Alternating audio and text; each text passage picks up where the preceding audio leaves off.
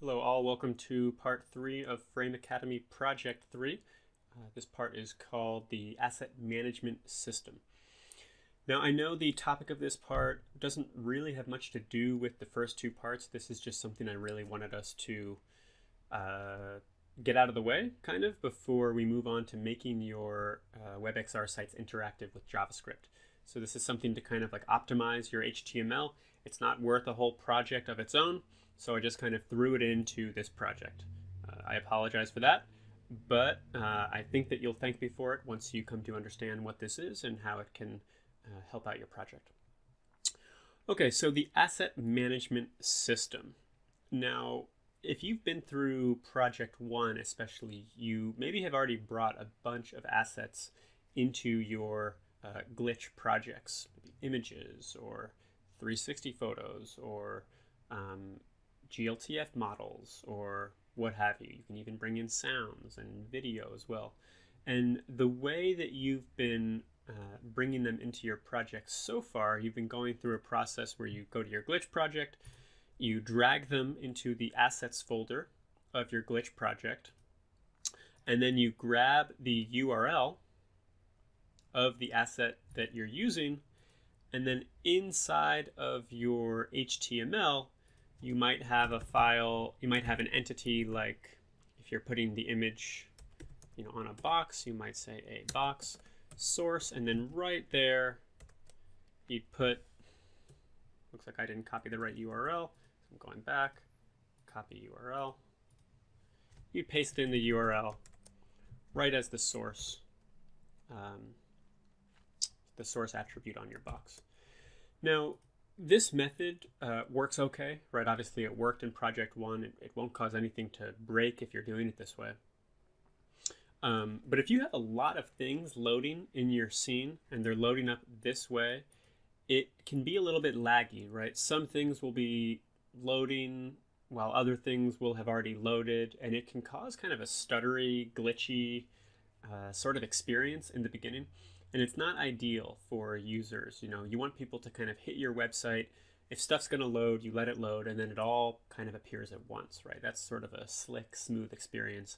You don't want some things showing up while other things are loading and you don't really know what's going on. It's tough.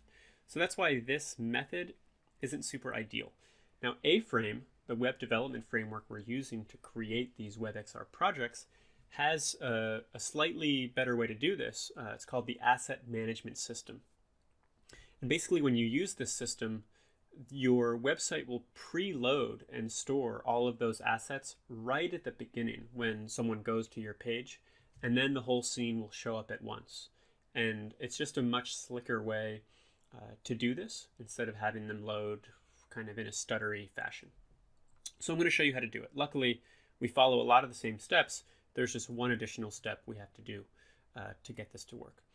So just as you did before, you can use the glitch assets folder to host your assets. So I dragged in a 3D model, a unified GLTF model in here. And I also dragged in this funny image that I made by putting VR headsets on this painting.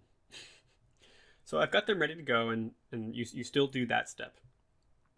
Now the additional step is in your scene element, I want you to throw another element at the top called a-assets.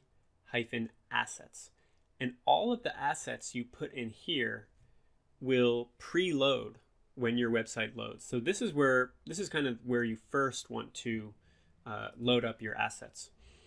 Now the way you do it for an image is with the img entity. This is kind of a special entity. It doesn't even need a closing tag. There are a few HTML entities that don't need a closing tag. IMG image is one of them. And what I want you to do is, make an image as a child, right, of your a-assets entity. Give it an ID, and you'll see why in a second, but you can give it an ID of whatever you want, right? Make it something that sort of makes sense based on the image. So I'm calling this Socrates in VR because that's the fellow right there. And then go ahead and paste that URL for the asset as the source up here, just as you would have done down here before, but now you're actually just bringing that URL as the source up here of the asset inside of the A assets entity. Okay, so voila, that will preload and store the image in the browser as soon as your page loads. Now, it doesn't actually bring it into your scene so that it's visible to the user, right? We haven't actually put it on a box yet or brought it in any way, but this will preload the asset in the browser so it's ready to rock, and we can make use of it in our scene now. Okay, now let's do it with a 3D model though, right? We also have a 3D model here, this nice island environment that an artist friend of mine made for us. So I'm going to copy the URL of this model. Now instead of image, there's a special entity we want to use for 3D models. It's just a-asset-item. Just as before, give it an ID. It's kind of an island model, so I'm going to give it an ID of island, and then paste that glitch URL in as the source, right? Give it a source attribute with a value of that URL.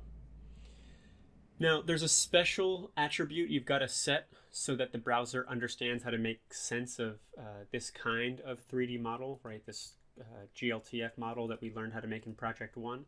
And without getting into all the technicalities of this, suffice it to say that you have to throw this in here so that the browser can make sense of that model format. And it's just a response type attribute equals, and then throw in array buffer. In a future project, we might get into the technicalities of what all that means. For now, though, I'd say be okay with not understanding it. If you'd like to understand it, you can research it outside of this project. In any event, we're going to close it up then with a closing tag. And then I'm going to close up my A assets entity, because these are all the assets I want to preload. Now, let's actually bring these into our scene so that we see them, right? This will preload them, and that's great, and we want that, but we do still want to see them in our scene. So what I did was I made a box, I gave it a position, gave it a width and a height and a rotation, and then for its source, instead of pasting in that glitch URL, I just want to put the like the hashtag sign, the pound sign, followed by the ID of the asset that I want to bring in there. Right, so the ID is kind of like it's like a reference for the entity, right? This image has an ID of Socrates in VR, and we can reference this image by using that ID, right? Just with that hash sign. So we say source equals hashtag, and then that ID. Pretty cool. Same thing with the GLTF model. Before we would have GLTF model source equals, and then we paste in this glitch URL. But we already have kind of this asset stored up here, and all we need to do is reference its ID to make it, you're essentially making this the source of the GLTF model, right? This preloaded asset, and that's what we want. So we're going to do the pound sign, the hashtag, island, and that will bring this model into this A-frame entity. So quick recap, sorry, just kind of rambling on here, but the assets that you bring into your A assets entity, these will preload in the browser in the way that we want to make a nice smooth load. It doesn't actually bring them into the scene. To bring them into the scene, you can use their ID as reference points. Okay, so set the ID that makes sense, and then you can use the source equals, use that hashtag, and then just reference that ID, and you'll be good to go. Now when I load my scene, it's nice and smooth. I've got my island 3D model surrounding us, and there's my image. Right, it's ready to go. Okay, so you might not notice much of a difference in your project when you do this now, but it's the kind of thing that actually does make a big difference, especially if you're working with larger files. Like if you have a large 3D model, a large video, this is when it really makes sense to use this asset management system. Okay, with that out of the way, in the next project, we're going to actually jump into making your WebXR sites interactive, right? So that users can click on things. They're in VR and they have a laser pointer and they can do certain things. And it's really going to take us to kind of the next level. But because of the work that you did in these first 3 projects, you're now able to go there, right? You understand the basics of HTML. You know how to bring 3D models, images, photospheres, shapes into your scene.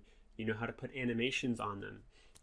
Hopefully you understand the idea of relative position, parenting and parents and children, and things like that. So I'm super excited if you've made it this far and you still feel kind of with it. It's only going to get better from here, and I can't wait to continue on with you. So the challenge for this, I just want to say, go ahead and if you have assets in your project, maybe from before, the project that you're working on, go ahead and sort of reformulate it so that you're using this asset management system in your project to make for a smoother loading experience. Okay, hopefully I will see you in project 4, and thanks for sticking with me this long.